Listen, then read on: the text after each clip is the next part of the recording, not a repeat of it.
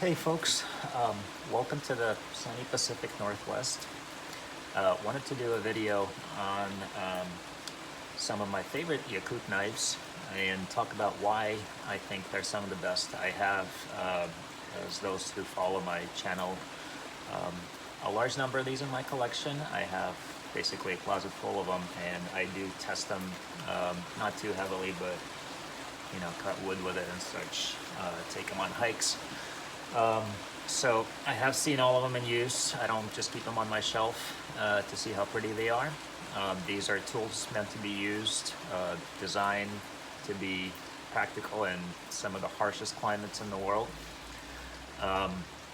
And so anyway, just wanted to go through 6 blades I got here. I'll show you, and just wanted to talk about the features that make these some of the best, and also maybe note here and there what makes these guys unique and why the ones made in the Republic of Saha actually differ from a lot of the imitations.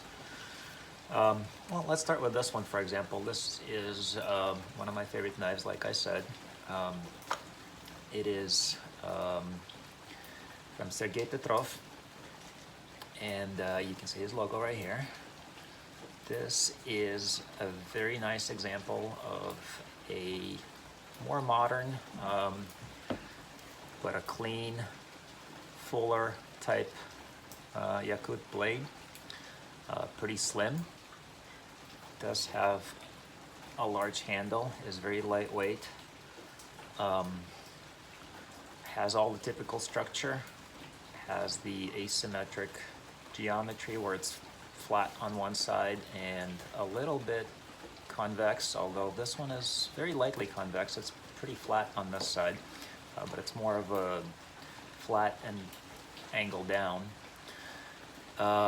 Anyway, so as you can see, one thing I've mentioned in a bunch of my videos, and I think this is common of all, or at least most of the blades I'll be showing here. Oops, sorry, I'm showing it in the wrong place on the camera here.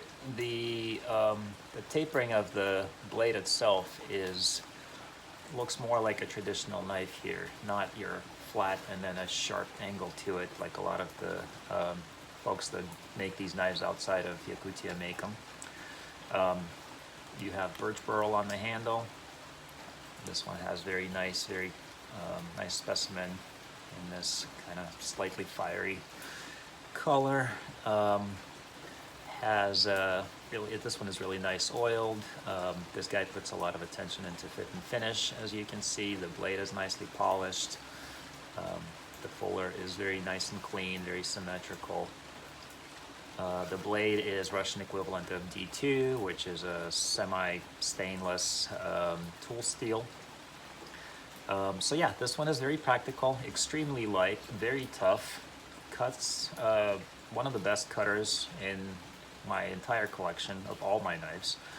It fits my handle beautifully. I have slightly smaller than average maybe hands. I don't know. I have pretty long fingers, but I don't have a very wide, thick hand. So this one is great for me. As you can see, the handle is a bit oversized. So there's a fair amount of handle sticking out. Bolster is mountain sheep horn, as usual on these guys when they do have a bolster. It's nicely finished, no gaps. The other thing I really like about this one is this is my favorite geometry of a knife probably. It has a bit of a belly, not much, but it has enough. It has pretty straight back, but then it does slope down a bit, so it's a little bit of a spear or a drop point. And also the tip, if I can show that, it's kind of hard to focus on it here, but the tip on this one is really cool because it is pretty tapered, but it is quite reinforced. It is not coming to a very narrow tip like some of these guys do, where especially for some of the softer steels it's a problem because it can bend and some of the harder steels can break. This one's just perfect. So that's what I like about this guy. Also the sheath, nice and simple, but very clean, good leather, nice stitching. Comfortable, easy, light, secure, belt loop. What I really like about it is the inside on this one. As you can see, this has the feature not found in a whole lot of knives, but I hope more people start making these. It's this insert that protects the blade when you put it in, right? So you're not scratching, you're not cutting through the leather or through the stitching here. Okay? And when it's in, it's in. It's not gonna fall out. Just like that. Okay, let's look at another one. Here's a different example. Similar in some ways, very different in others. So this guy is much shorter, much more stout, thicker, wider, I guess, mostly, not as much thicker, but the blade is a little thicker. As you can see, this guy has a tip, right, that is more common. That is very pointy. Same steel, D2 equivalent. This one has that beautiful, I really like the rustic hammering marks on the other side. This one I really like because it has that really kind of shorter but really wide blade. It has that huge belly. I love the belly. Sometimes, you know, I prefer these narrow ones, but for a lot of tasks, this belly is just perfect, right? I'm not a hunter myself, but I would imagine this would be a perfect skinning knife. Again, has that bolster. In this case, I believe this is stabilized because it's nice and shiny. In fact, what I think he does with the handles is what I've been doing to some of my knives. You'll see I have one example here, or two actually, where you can put epoxy all over it, right? Let it dry and then sand it down. And so it kind of feels a little smooth but a little rubbery. And will protect it very well, especially in this wonderful climate, as you can see. We're here. This one is a smaller knife and it's exactly perfect for my hand. So for bigger hands, you might want a slightly bigger one, although it will still fit. I really like the rounding on the butt end of the handle here. It's really nice because you can actually like poke with it, right? And it feels so good. The burl on this one is amazing. It's hard to tell in this light, but I have pictures on my Instagram that you can see. This guy has the opposite fuller, right? In terms of style, it has this wide hammered fuller. Still, the blade is barely convex on this side. It's maybe it's not even at all. It's pretty much flat, so it basically looks like a triangle, just asymmetric triangle. Again, tapers off evenly on both sides as you come down. You can see the bolster is well fitted, no gaps, looks nice. And this sheath, again, this one is even more perfect for me. It's a little softer in how the leather is made. It has the traditional horsehair braid belt loop. This one's awesome because it actually aligns with the sheath. A lot of them kind of stick out randomly sideways, but this one's really nice. Also has that insert, so you don't cut it when you take the blade out or put it in. You can see a really nice wooden insert. Okay, Ivan Savinov. Let's see, let's go to this guy, Alex Chirikov. This actually came with two sheaths. I'm showing the, as you can see, I'm really into kind of same style sheath as you will see across these blades here. I really like the oxtail traditional sheath that this came with as well, but I wanted to show this one for practicality.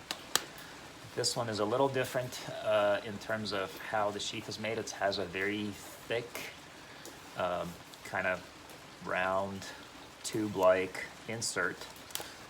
It's hard to see it here, but it's more like that instead of, try to show you the other one. So more egg-shaped here, more closer to a round shape here.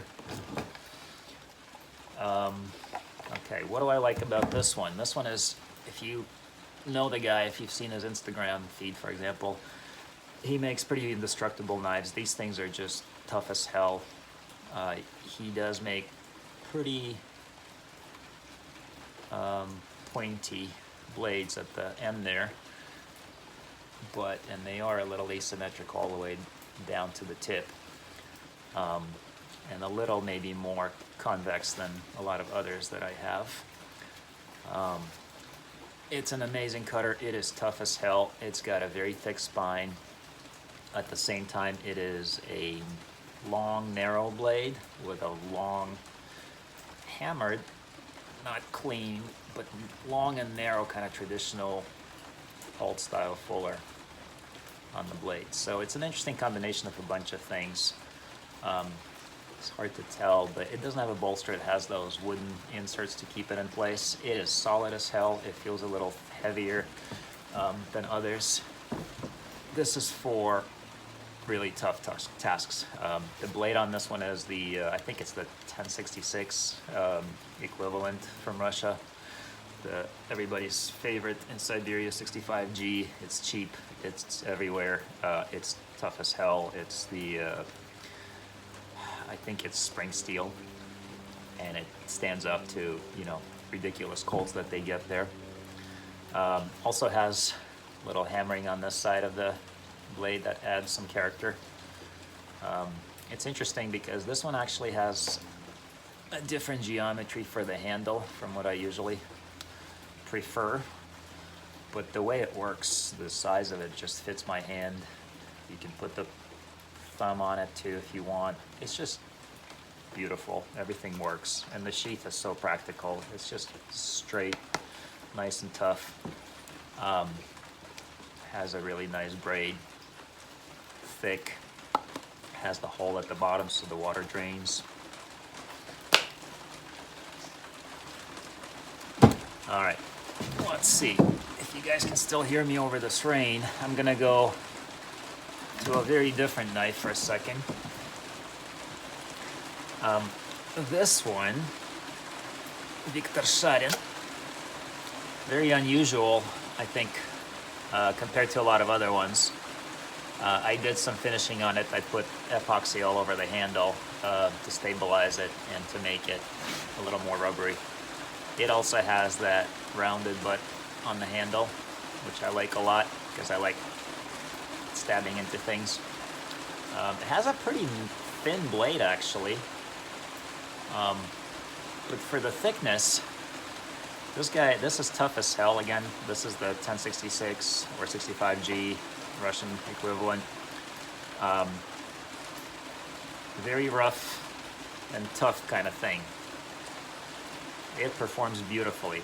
This blade shape is probably my favorite blade shape of all time. This is the spear point. That's kind of his logo in there. That's or his maker's mark. A little hard to see. He makes these very rough hammered fullers. They look really rustic and cool. The blade has this rough spine. This actually is a good place to throw some sparks with. Also can put your thumb in there. Very secure, especially once I put epoxy over it and sanded it down a bit. It feels like kind of wood rubber in the hand. It's really cool. Again, the size of this one is what helps a lot. It's kind of perfect for my hand, as you can see. Again, if you have bigger hands, this probably would still work fine, but he makes bigger knives, obviously. They can be in any size you want. The cross shape of this one it's a little hard to see, but it's beautiful. It just works for everything. It's such a secure grip. So what I did, it came with a pretty basic kind of almost OEM feeling sheath. So I actually made a kydex for it because it felt kind of more, you know, especially with the epoxy on it, it felt more high-tech and modern. So I made my own kydex for it and put some paracord in some of these Maxpedition ties. So what I was actually thinking is this is kind of indestructible package. You know, you can put it on your backpack, or this with these loops here. I can put it, you know, kind of like a Sikhs on the back or something for back carry. very easy to draw, get back in. So anyway, this is kind of my take on the more modern style, although the knife itself is very rustic. Okay, so a couple more. Let's do this one. Alex Terentiev, again, makes amazing knives. This is just, somebody asked me one knife I could buy to do everything. This might be it. It's got a combination of a lot of things I just talked about, and some are a little more subtle than others. You can see the blade is really interesting. He's got more of a lens on this side. Again, it's not as crazy as a lot of what they do in the West when they try to make a Yakut knife. This one is still pretty flat. It's noticeably convex, but not crazy. Flat on this side with a nice big fuller that is hammered and dark hammered, right? So it's not cleaned out, so it has that contrast. Looks really cool. I believe the style is more of the mid section of Yakutia, where they make these thick or full width fullers. And what else can I say about it? Oh yeah, he finishes the spine really nicely. I haven't tried throwing sparks with this guy. I guess I could. I'm gonna do it right now. Actually, I could do it right now. I always kind of wondered if it will. I don't know. Yeah, it's a little hard to throw sparks with this guy because it's a nice rounded spine. So if you need to do that, you might want to put a file on it. But anyway, the blade itself on this one is, I think, a stainless 440 equivalent to 95 X18, I think is what it's called in Russia. Nicely polished, does very well. I've cut a bunch of things with it. It stands up to use. I haven't abused it, but I believe it would take a lot of abuse. It's pretty thick. The cool thing he does is the bolster. This is unique to his knives as far as I know. What he does is he basically takes all the the leftover dust from all the sanding and cutting, kind of turns it into fine dust, mixes it up with epoxy, and then applies it in this nice little, or not little, like a little hat kind of thing on top of the handle, and lets it dry. So it's flush, it's cool, looks like it was meant to be part of the handle, seals the blade perfectly, and just feels really nice. And it's round, so it's not providing any sharp edges here, so you can roll your fingers around it, kind of close up on it, hold it in all these different ways, and it's nice and pleasant to the touch. The only thing I didn't like about this one was the handle. He likes rough, kind of unfinished wood on them, but no worries. I put some linseed oil on it and then epoxied it and sanded it down a bit, and you see it got that really nice texture and color now. The sanding took away most of the epoxy, but whatever got into it still provides that nice grip and stabilizes it enough.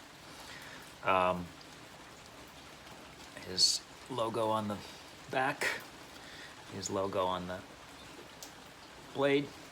Oh, and the last thing I wanted to say about the blade was that, again, the little dip here, right, kind of providing the belly and ease of sharpening, so you don't have to push up against the bolster as you're trying to sharpen this piece here. The sheath is amazing. Has actually, he also applies some epoxy across here as well as to the hole, the draining hole on the bottom. Rounds it off, as you can see, so the whole thing kind of has that rounding going on. Nice style.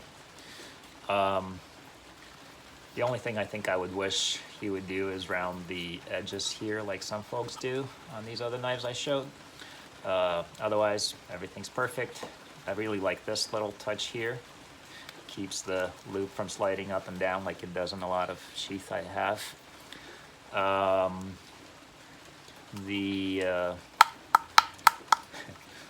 You can hear it.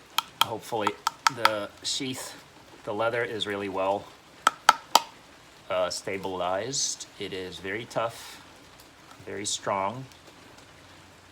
The whole thing feels like a piece of wood, but it's light. Oh yeah, there's an insert you can't really see because he also paints it, so I don't think I can show you what it is, but it's there. It's nice. And so there you go. It's just kind of perfect one knife package. All right, so finally, I know it's becoming a long video, but can't end it without showing you guys this one. Sergey Tetrov. This is kind of the Godfather of Yakut knives, as far as I can tell. He's been kind of spearheading the whole movement there, getting folks organized, bringing them to world class, bringing them to exhibitions and such. He's, I don't know, half of the Smith there probably are his direct or indirect students at this point. Let's start with the sheath, actually. He's been really into the style of this overlapping stitching. I don't know what the proper term for this is, but I really love it, especially with the different colors he puts on it. Again, the traditional loop, horsehair, braided, all nice. So again, the only thing I would like is if everybody could do what Alex here does to keep this guy from sliding up and down, that would be perfect. Other than that, there's a wooden insert in there. He also does the, I don't know what you do, the hardening of the leather. Not a leather worker, I don't know anything about leather, but feels nice because it doesn't collapse. It's not gonna wear out. Feels really solid, provides that snap for the blade. All right, let's talk about the knife. He's also been spearheading this style for the last year or two with all these carvings, kind of this primitive, hammered, whatever you want to call it, chiseled style. See, the handle has all these different marks on it. Really works amazingly for the grip. All the lines, all the different texture here just makes all kinds of grips nice.